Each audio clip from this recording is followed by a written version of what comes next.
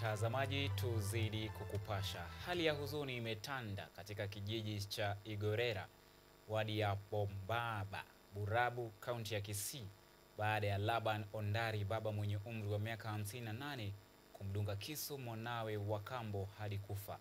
Hii ni kufuatia mzozo wa kifamilia kati ya wawili hao. Taarifa hii imeandaliwa na mwanahabari wetu chipukizi Faith Njoki na kutiwa sauti naye Blue Smile Hassan.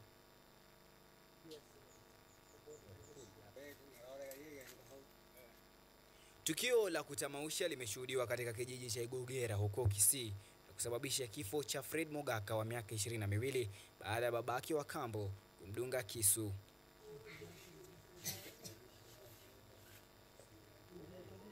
Hii ni kutokana na mzozo wa muda mrefu wa kifamilia uliopelekea babake kumfukuza nyumbani. Huyu mwanaume akiendelea kumwambia, "Ndeli amenikozea. Ndeli amenikozea. Wewe toka kwangu." Nduguye mtuhumiwa wa mauaji haya alilaani vikali tendo hili la kinyama, akisema kuwa migogoro kati ya jamaa inapaswa kutatuliwa kwa njia mbadala ili kuepuka visa vya mauaji. Nasema hii ni kitendo mbaya kwa area yetu.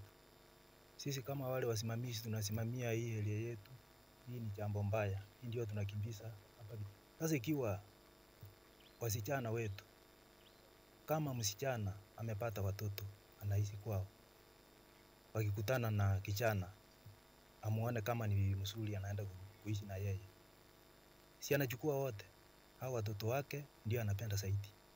Polisi walifanikiwa kumwokoa mshukiwa kutoka kwa umati wenye hasira na kumzuilia katika kituo cha polisi cha Kenyanya. Nikiripotia kutoka kaunti ya Kisii, jina langu ni Blue Smile Hassan. Kwingineko, waziri wa afya Aden Duale